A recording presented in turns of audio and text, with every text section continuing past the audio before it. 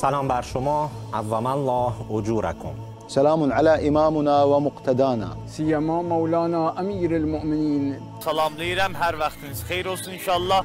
الحمد لله الذي هدانا لهذا وما كنا. از تلویزیون فارسی امام حسین علیه السلام از شهر مقدس کربلا. يا شيعة أمير المؤمنين ويا محبي الحسين في كل أرجاء العالم. صلى الله عليك يا أبا عبد الله وعلى الأرواح التي حلت بفنائك. حضرت إبراهيم küçük oğlu İshak.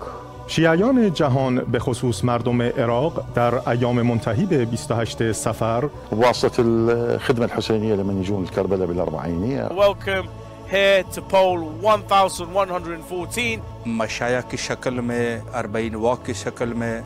Emphasizing that this pilgrimage changed the common stereotype about Iraq and the Iraqis.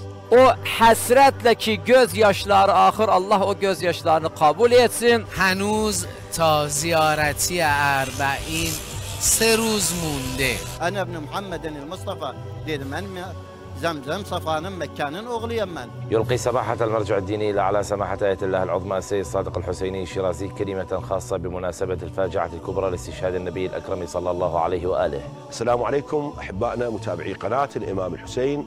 والمحافظة على حقوق الإنسان.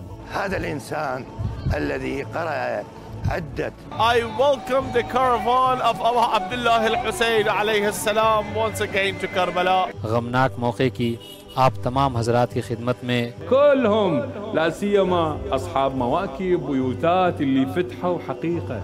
السلام على الحسين وعلى علي بن الحسين وعلى أولاد الحسين وعلى أصحاب الحسين. سلام بر سید و سالار شهیدان و درود بر شما همراهان گرامی. به این بخش خبری خوش آمدید. مقام بقیت الله عجل الله تعالی فرج الشریف نظر رحمت و عنایت به همه ما داشته باشد. سأقني عطاشا كربلاء وحامل اللواء وكافل الحوراء بالفضل العباس ورحمة الله وبركاته، وإحياء ذكرى شهادة نبي الرحمة محمد صلى الله عليه وآله.